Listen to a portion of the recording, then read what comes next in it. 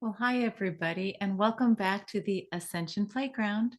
This is your friend Ursie, and this is part 2 of my sharing on the 22 major arcana, the big secrets within the Tarot. So I am basing this kind of fun conversation on something I watched on Gaia TV by Dr. Theresa Bullard. And so it's just amazing to see how when we tune into universal wisdom and start learning the language of symbol, how perhaps that can help inform us of who and what we are. Okay, so I came back because I wanted to add a few other thoughts. Um, some of my notes with Dr. Bullard also included that symbols are the language of our unconscious. It's the unconscious that connects to the universal mind. So, when you think about it in the great work of Jung and Freud, this idea of accessing the subconscious, those vivid dreams that we're not sure where did that come from, but we are thinking maybe the symbols mean something, like those dreams where we're flying or we see specific people or certain animals. That this idea of how do we tap into messages, awareness, and universal truth? Well, one way is consider looking at the language of symbol. And I believe that the 22 major arcana behind me are a great pathway into understanding our own self-discovery. Again, I'm working with the cards in this way, not to do, let's say, fortune telling or prediction, but more in a sense of inner self-discovery and exploration. Okay, so there's a term called a picture book of wisdom. This is a word, this picture book, that refers to the images with the Rider Waite Universal Deck. So it's this idea of, wow, what does all that mean? It reminds me of, like in Egypt, the hieroglyphs that are like chiseled into the stone. They can appear one way. Oh, there's like a seated, person, and then here comes a hawk and the sun and the moon.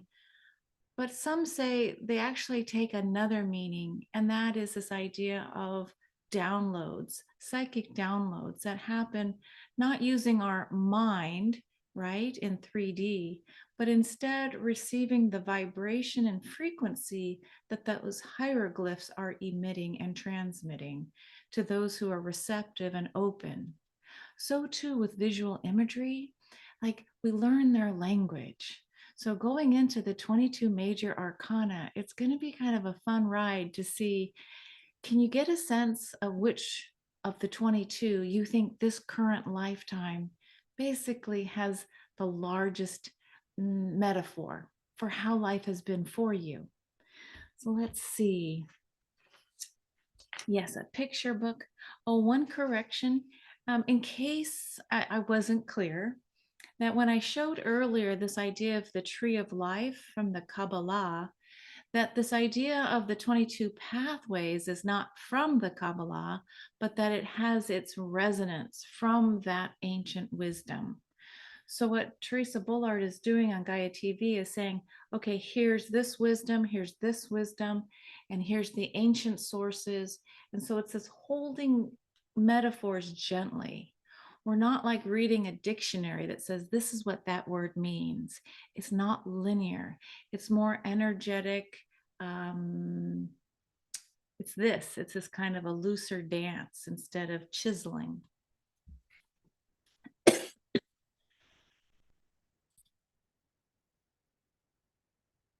Sometimes working with archetypal imagery, such as the 22 major arcana, it's this idea of what is it all about?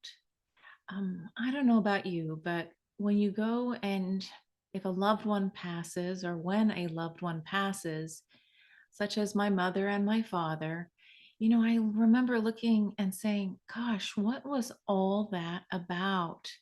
Because in some ways we begin fresh, we have this hero's journey. And then when it's time, our time, it's like, okay, What was the whole of it about?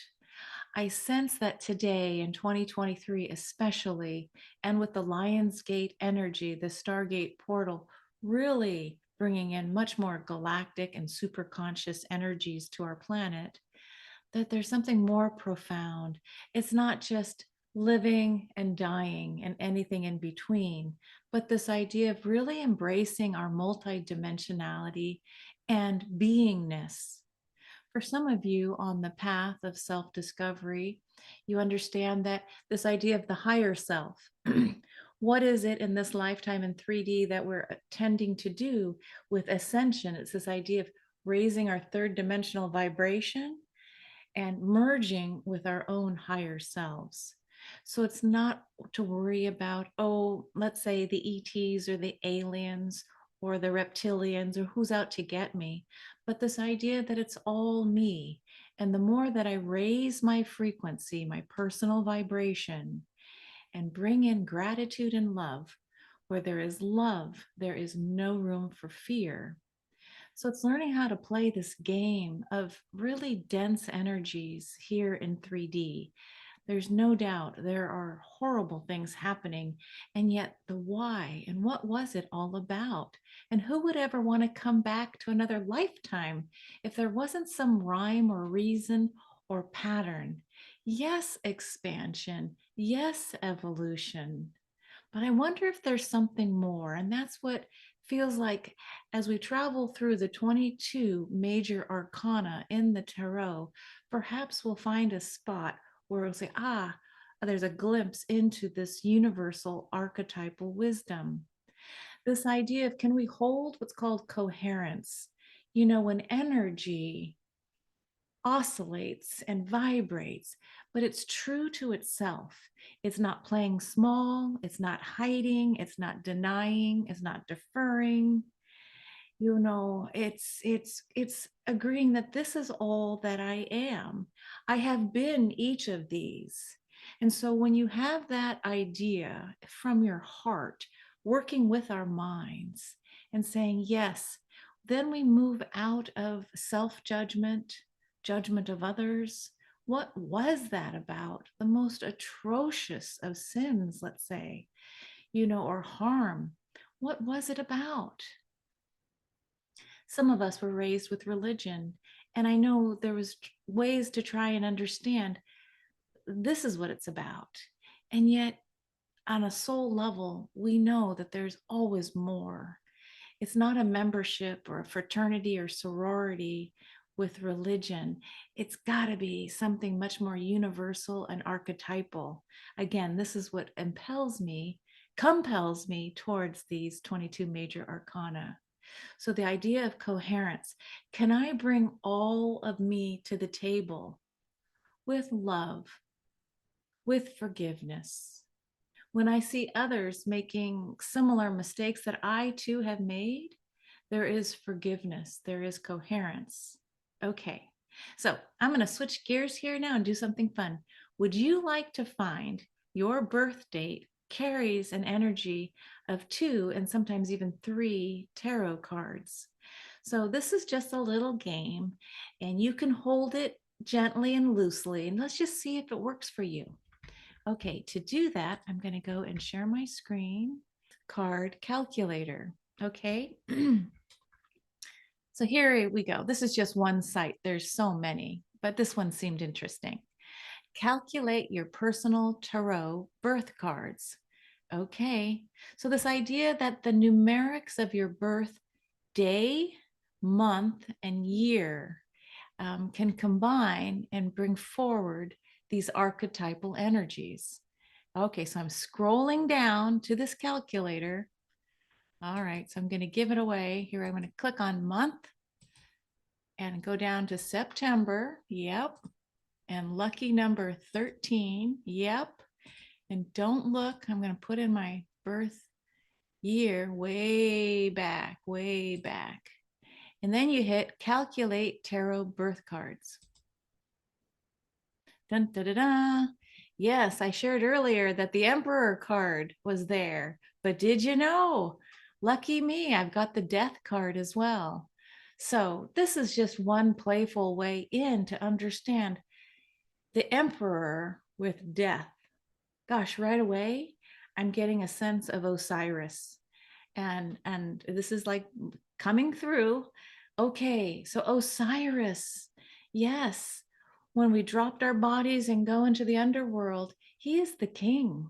I think he's greenish blue, right? Osiris. And your heart goes on one scale and a feather goes on the other.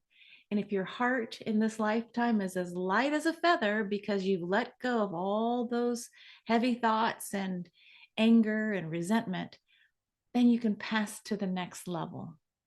So this is just what this seems to mean to me.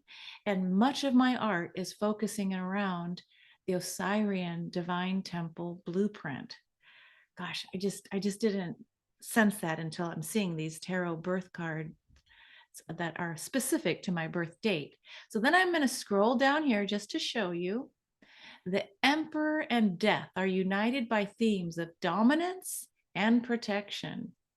So if you have this pair in your tarot birth card lineup, you have a special opportunity to explore these energies and make them your own.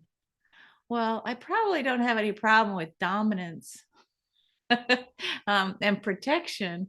So let's see. Meet the Emperor plus Death. Here are some keywords: support, protection, dominance. I like support. The gifts are responsibility, will, security.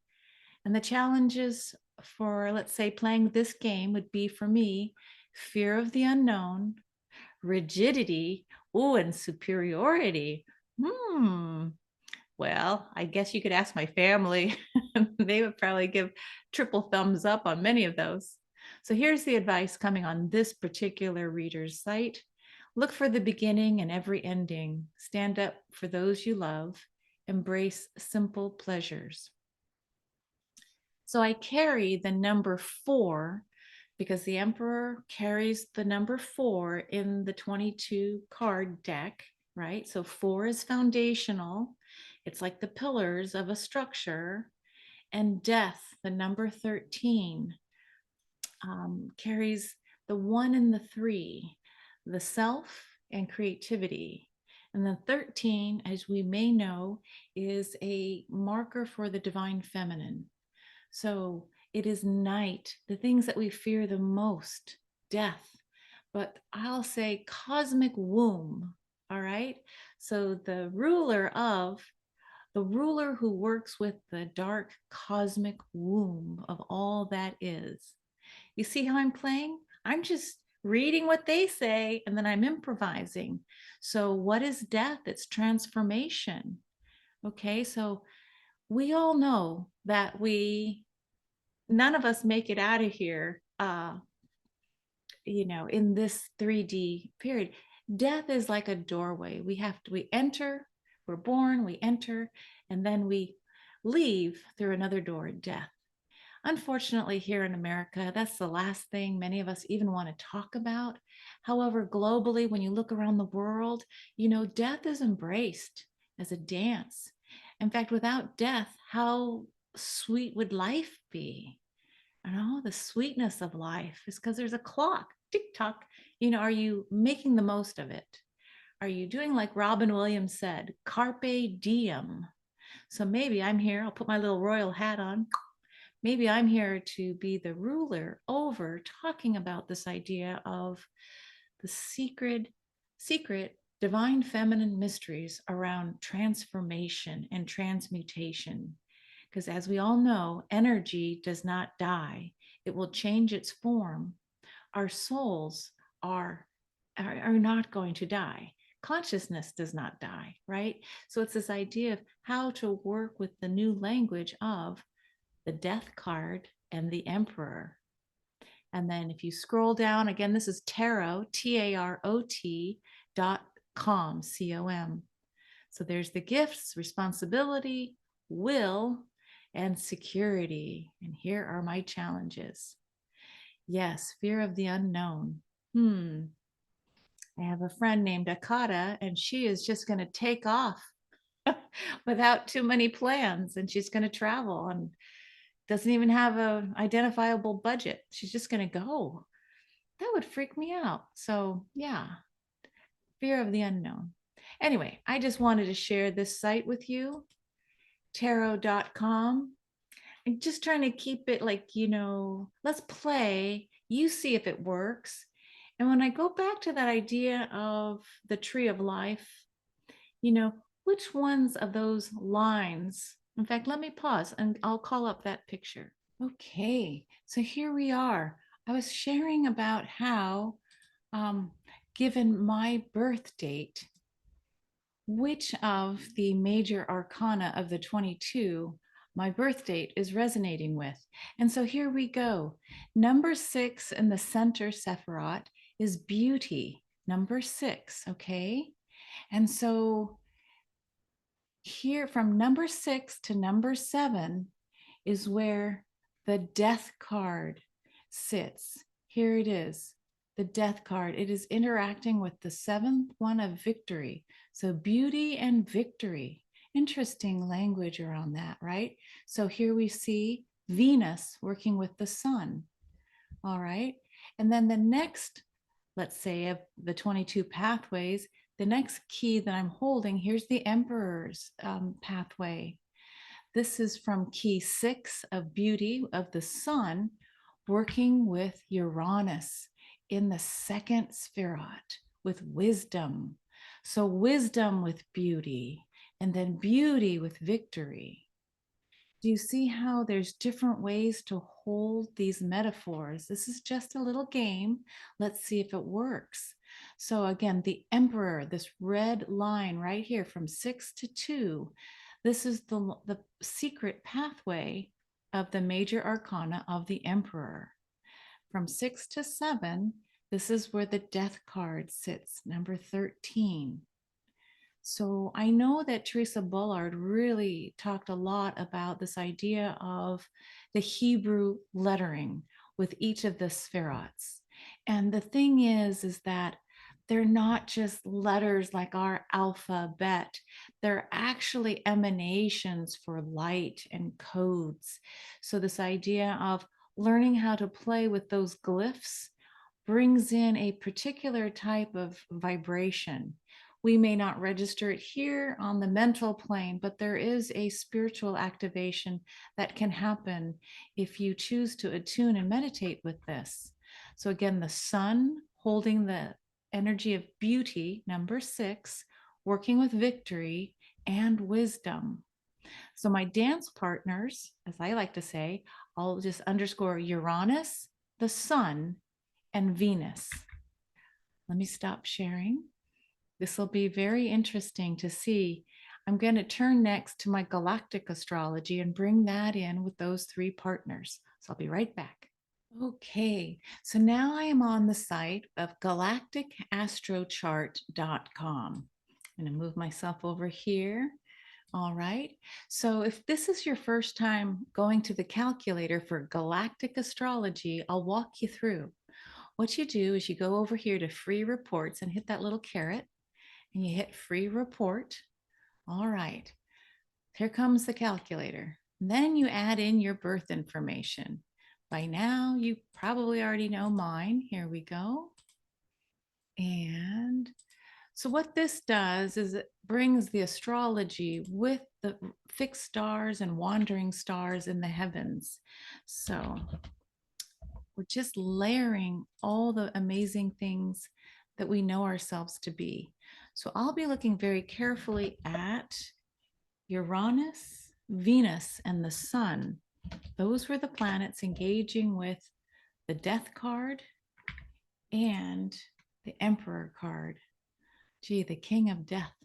So I'm just scrolling down. You saw me copy and paste, and now I'm scrolling down here. So just from what I'm seeing here, I know that Julia has many more constellations available. This is the free public one, so you're going to get a taste test. So I know that I have more constellations and connections here, but I'm looking at the sun, Uranus, where I see Piscis Austrinus, and Venus, the galactic. That's interesting. So then to learn more, I click these two, show trine and show degrees, and I hit generate extended report. All right, and now here I am at the extended report. So interesting. Piscis Austrinus, Fomalhaut is opposite my Uranus, my natal Uranus. And the Shapley attractor, my God, it's only 0 degrees, 20 minutes sextiling my natal Uranus.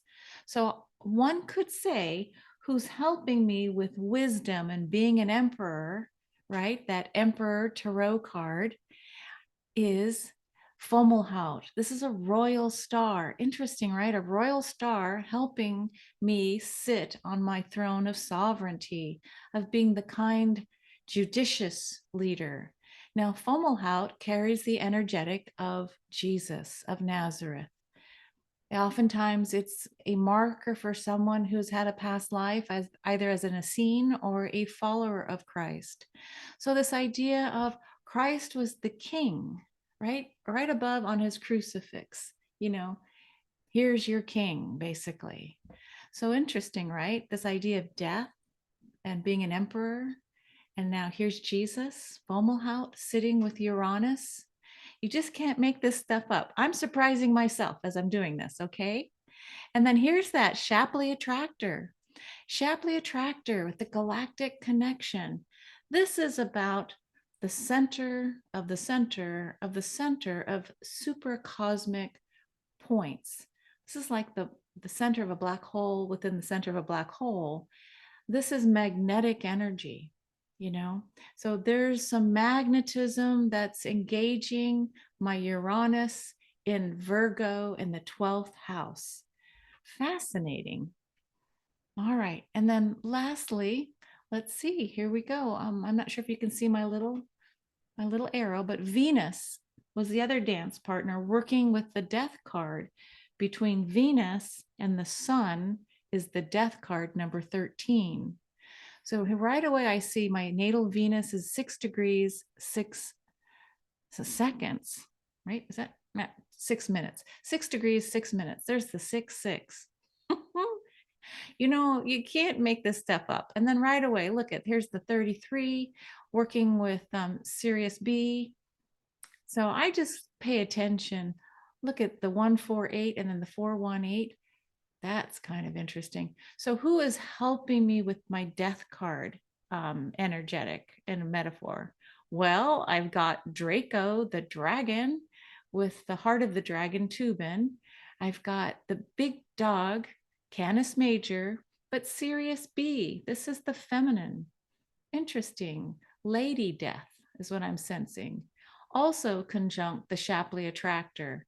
My God. So I've got galactic energy working with my natal Venus in Scorpio. Okay, so Scorpio energy. This is death's house, right? Scorpio is intensity, it's transformation, it's sex, death, and rebirth. Boy. Thank you, Venus. Thank you, Uranus. I think I'm a little blown away right now. My story just got so crystal clear with how to play with these dance partners. Again, I brought Galactic Astrology in. I brought the Major Arcana. We did the little calculator. And we looked at that tree of life from the Kabbalah. All right. And then we started talking about numbers as well. So do you see how this light language, it's not singular, it's multi-layered and it's joyful. So I don't know what to say other than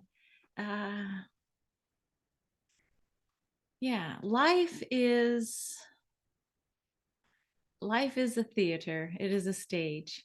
And in this particular moment, I am just sensing like I will sit with death, Lady Death, and bring in Osiris. So Isis, Osiris together to help us understand this great transformation that we are in, the shift of ages. Isn't like a little picnic party of keeping the status quo. No, shifting from the Piscean era into this age of light where the Pegasus constellation and the beautiful star Shiat is holding the marker for this age until we then shift into Aquarius. So, what does all that mean? I guess it means hold on tight. And if you want to talk death, sex, transformation, and sitting well as an emperor or empress, knowing what I'm sovereign and working with my own coherence, this is what's up for me. So you see, my friends, it's never about what you think it is. It's not learning tarot and all the little symbols. It's playing with energy, because I just surprised myself. I never would have thought my natal Uranus and natal Venus would engage those two pathways of the major arcana. Thanks for listening. Hope we'll see you again. Till next time on the Ascension Playground. Bye for now.